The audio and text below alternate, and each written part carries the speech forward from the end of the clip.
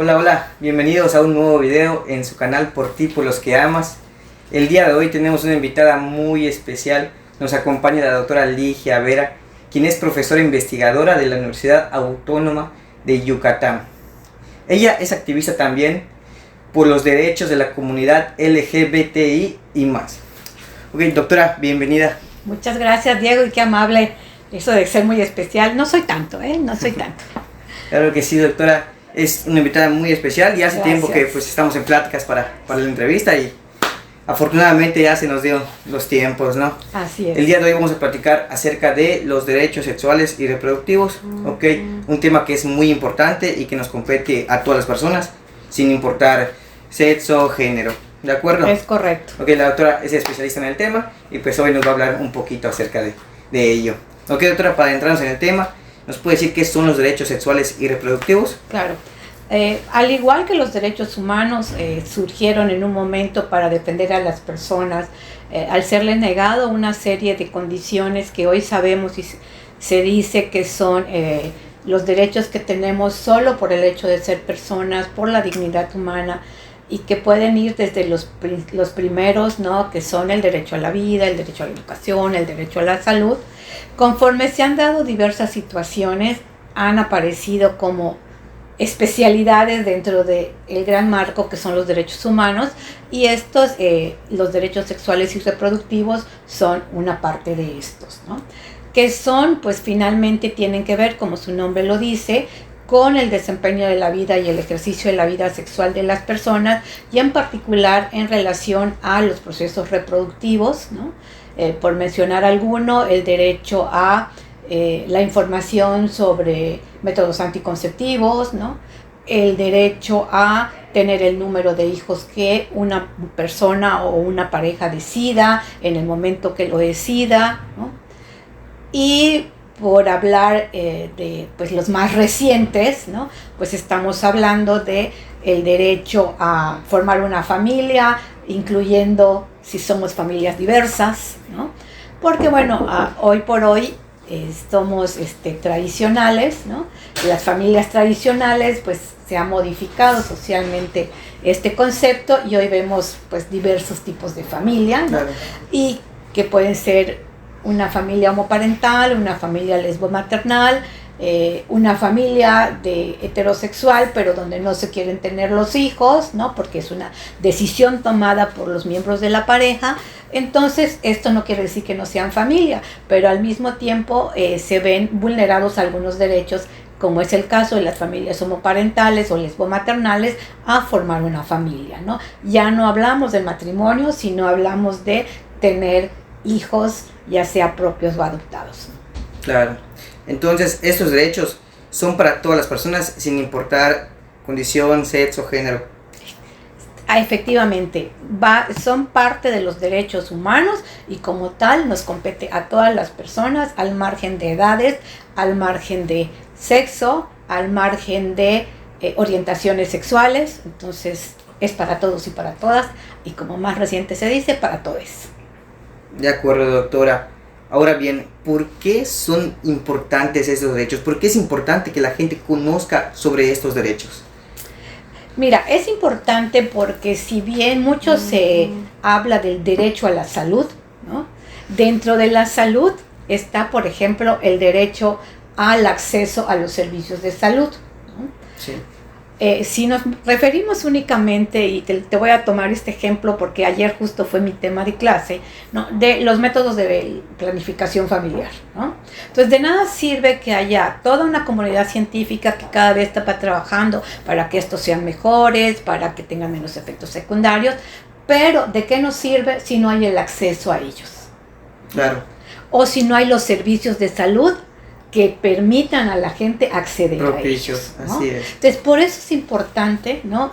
Y cuando hablamos de los procesos de los derechos reproductivos, está no solo el derecho a que una mujer que decide no tener hijos durante un periodo de tiempo o cada 3 o 4 años, dependiendo de ella y su pareja, está también aquellas personas que no pueden tener hijos, ¿no? Esto que llamamos las parejas infértiles, pero que también deberían tener acceso a programas que les permitan, de manera gratuita, hablando como un derecho, ¿no? De tener acceso a las técnicas y tratamientos que les permitan poder procrear, ¿no? Que esto es algo que no se da todavía en nuestro país, ¿no? Y en otros países de Latinoamérica. O por el otro lado, ¿no? Aquellas situaciones en donde una mujer vive determinada circunstancia y decide interrumpir un embarazo, ¿no? Uh-huh, sí. Y en ese sentido, ¿verdad? La ley todavía no permite que lo pueda hacer sin ser criminalizada, sin ser estigmatizada, ¿no? Y esto se llama vulneración de los derechos, ¿no? Y si todavía me apuras, ¿no? Cuando hablamos de estas parejas, a lo mejor no lesbomaternales, porque sabemos que las mujeres pueden procrear cualquiera de las dos, ¿no? Entonces nada más se necesitaría el gameto masculino, pero en el caso de dos hombres, ¿no? Sí. El vientre subrogado, ¿no? Que todavía hoy por hoy no tenemos materia de regulación, salvo en dos entidades federativas, que una es Tabasco y la otra es Sinaloa. En ninguna otra tenemos unas normas claras que permitan regular esta situación, pero que se está dando en la realidad, ¿no? Así es. Y entonces, bueno, esto es como ya lo más nuevo, ¿no? De acuerdo, doctora. Entonces ahí podemos ver en esos ejemplos puntuales que nos brinda, pues la importancia que tiene. Por ejemplo, si al no estar regularizado esto, pues la gente cuando tiene la necesidad lo busca, ¿no? De manera ilegal, por así decirlo. En un gran porcentaje de casos, así es. Y el problema que esto va a conllevar es que puede haber, dependiendo de la situación, claro, muchos riesgos y muchas consecuencias, incluso la pérdida de la vida, ¿no? Sí, así es, riesgos ya de la salud. Así es. Mortales. Uh-huh. Ok, doctora, entonces desde su perspectiva, ¿cree que estos derechos aún en la actualidad son muy vulnerados? Definitivamente sí. Afortunadamente hay movimientos sociales, ¿no? En los cuales se está pugnando cada vez más porque estos derechos se conozcan, sean una realidad. Está costando un poco, pero pues ahí vamos, ¿no? Me parece que sí se está trabajando mucho en ello. Hay muchos grupos trabajando, desde la comunidad LGBTIQ+, hasta las colectivas de mujeres feministas, jóvenes, no tan jóvenes, ¿no? Que están trabajando iniciativas, movimientos a favor de estos. Por ejemplo, ¿no? Más recientemente hay un grupo de asociaciones civiles que está pugnando por una iniciativa que sancione la llamada sumisión química.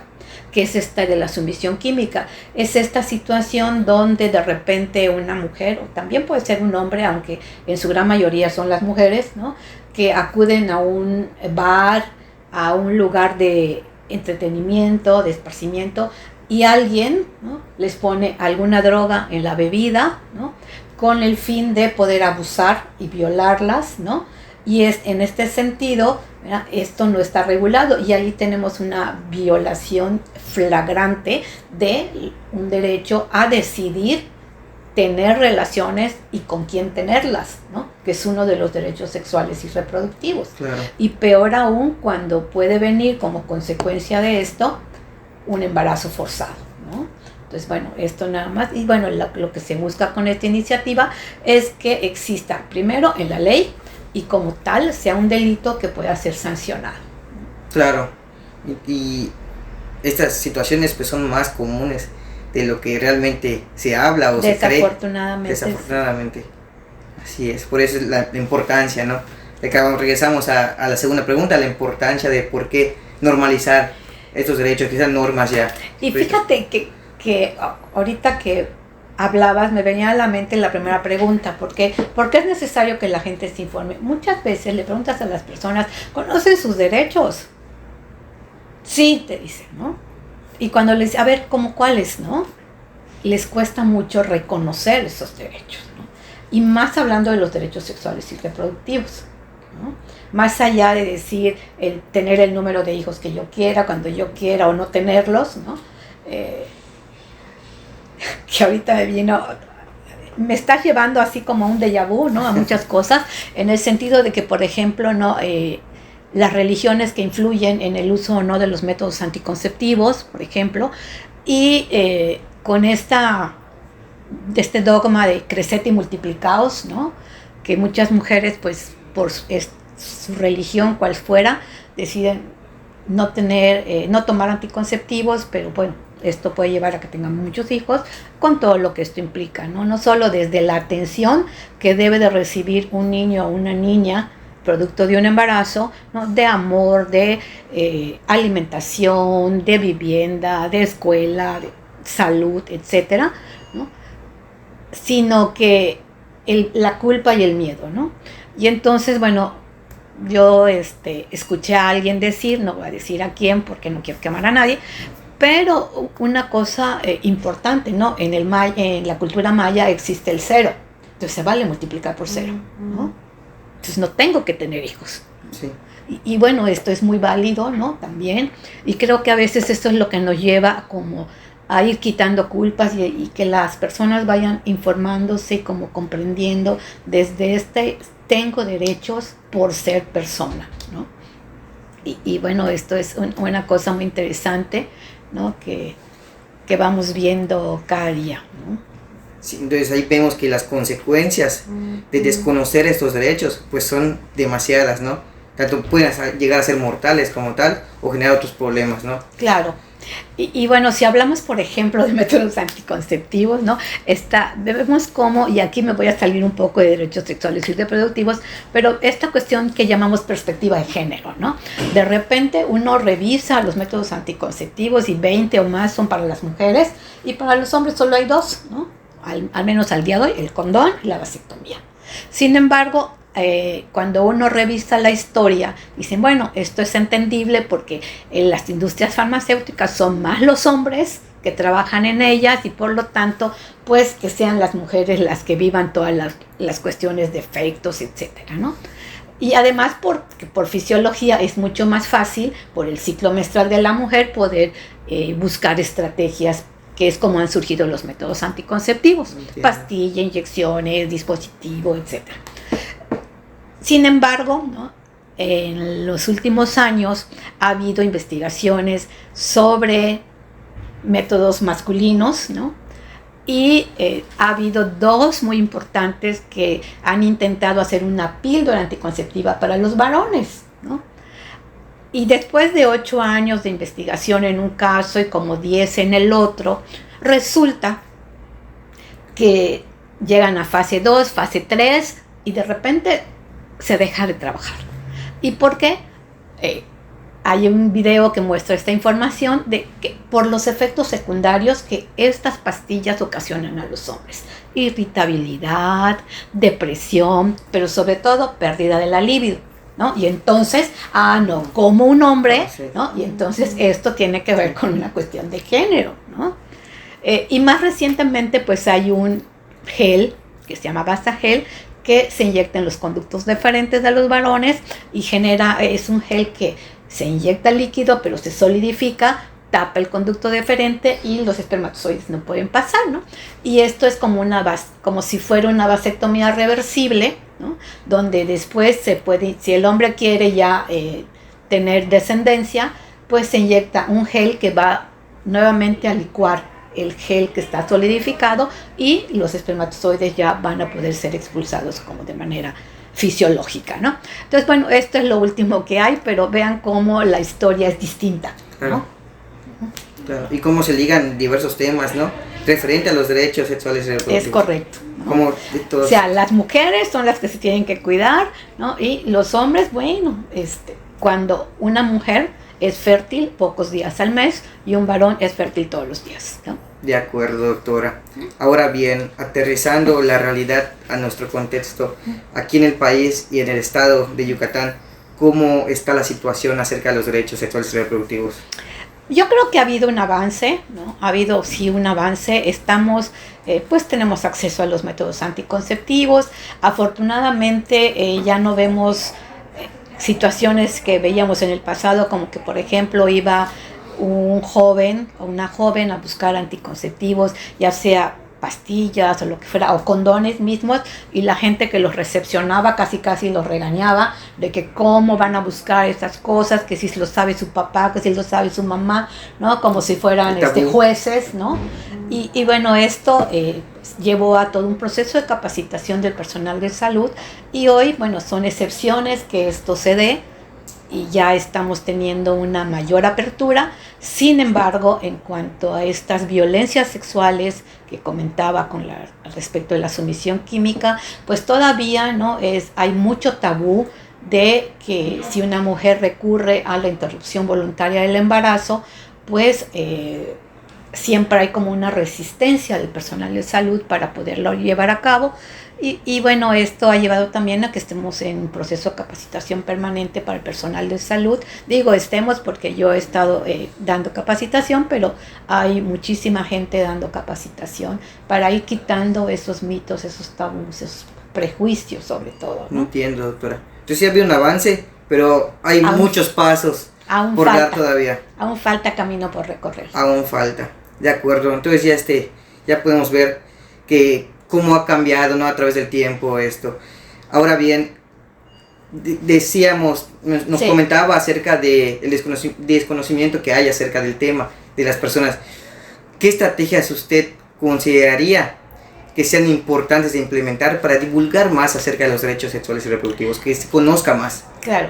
Bueno, mira, hay a nivel nacional una cartilla de los derechos sexuales y reproductivos, ¿no? Que desafortunadamente no ha llegado a todos los rincones, especialmente en maya, ¿no? Y una de las cosas que se debería de hacer es generar audios en maya, porque la gente no lee la maya, la habla, ¿no? Y así se transmite de manera oral, pero no toda la gente sabe leer maya. Y entonces, bueno, a través de audios, ¿no? Con dibujos y demás, puede ser una forma de ponerla en los consultorios o en los centros de salud, ¿no? Llámese IMSS Bienestar, llámese Centro de Salud de los Servicios de Salud de Yucatán, que permita ir dando conocimiento de esto para que se vayan enterando, sobre todo los jóvenes, ¿no? Que todavía van a iniciar o están iniciando ya, porque además no nos piden permiso para su vida sexual, ¿no? Entonces creo que por allá puede ser una estrategia, ¿no? Y que afortunadamente hoy hay lo que se conoce como los servicios amigables, que tienen que ver con métodos de planificación familiar para los y las jóvenes, ¿no? Y donde ya se están distribuyendo en estos servicios la llamada anticoncepción de emergencia para los casos de violencia sexual, cuando se solicitan, ¿no? Pero a veces la gente no sabe que los puede solicitar o qué hacer cuando ocurre. Y también, pues, métodos anticonceptivos que se llaman de acción prolongada, ¿no?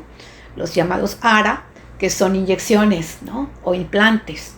Porque, pues, una chica que está estudiando o que pues no quiere embarazarse de manera pronta, ¿no? Entonces, y además no quieren, se les olvida la pastilla. Entonces, bueno, una inyección te la aplico y al mes vienes y te pongo otra, ¿no? Entonces, bueno, todo eso está ya habiendo un cambio, pero insisto, mientras no exista la información que llegue a todas las partes del Estado, pues las cosas no van a cambiar mucho.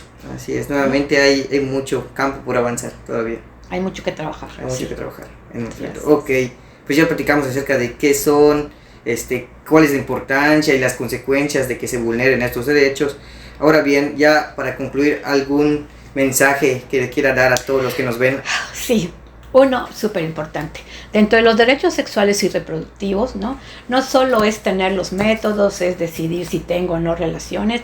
Hay algo que tiene que hablarse dentro de las parejas, independientemente que sean dos hombres, dos mujeres, un hombre y una mujer, que es el llamado consentimiento, ¿no? El consentimiento sexual.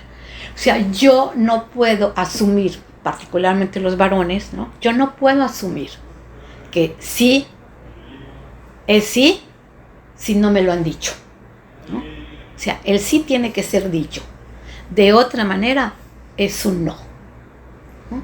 Y esto es muy importante porque ya hay un video simpaticísimo, ¿no? Bueno, hay varios, pero el que a mí me gusta es el que se llama el tomar té, ¿no? O sea, muchas veces yo invito a alguien a tomar un té ¿no? Y en lo que yo voy y lo preparo, me dijo que sí, pero en lo que yo voy y lo preparo, a lo mejor ya no lo quiere. Entonces, como ya lo preparo, ahora te lo tomas, ¿no? Ajá. Entonces, pues no, ¿no? Ah, no, o si de repente lo fui a preparar y luego llego y estás inconsciente, si estás inconsciente no te voy a tomar el té, ¿no? Porque además tengo que ver que estés seguro, que no te vayas a asfixiar, entre otras cosas, ¿no? Entonces, bueno, un poco a eso se refiere. O si tomé té un día, no quiere decir que todos los días lo quiero tomar. Así es. ¿No? Entonces, bueno, es muy simpático este video, pero ¿qué nos dice? Que mientras yo no diga sí de manera contundente, ese sí es un no. Y lo pongo ya en contexto en las relaciones de pareja, ¿no? En este sentido, o sea, si yo empecé a tener, es una pareja que empezó con el juego sexual, beso, abrazo, apapacho, tocamientos y lo que quiera, pero al momento de tener el coito, alguien dice no, ese no tiene que ser respetado. O sea, no porque ya empezamos, tenemos que llegar al final, ¿no? Claro. O en otro caso, bueno, es que la invité al cine, la invité, le compré flores, sí, pero nadie te los pidió, o sea, lo hiciste porque quisiste. Entonces, tiene que haber un sí. Y el consentimiento tiene que formar parte de las relaciones de pareja, de cualquier pareja, independientemente de la edad. Pero creo que hoy esto hay que hablarlo con los y las jóvenes, les jóvenes, porque esto nos ayudaría a evitar situaciones de situación química, violencia sexual, entre otras cosas, ¿no? O embarazos no planeados. Entiendo, doctora, entiendo. Pues ahí está el mensaje, muy claro. Le agradecemos muchísimo, muchísimo toda la información, que es muy valiosa, porque pues no siempre se habla de este tema, ¿no? Y es importante pues que la gente lo conozca, prácticamente. Pues muchas gracias. Ok, doctora, pues muchísimas gracias por su tiempo. A ti. Y espero que les haya gustado mucho el video. Si les gustó, dejen su like, comenten qué videos les gustaría, qué temas les gustaría que toquemos en los siguientes videos. Ok, recuerden, cuídense, infórmense. Se dice, ¿sabes cómo se dice? Pórtate bien. Pero si no te portas bien y te portas mal, cuídate bien y usa condón. Así es, ahí está el mensaje, doctora. Hazlo por ti y por los que amas. Bye.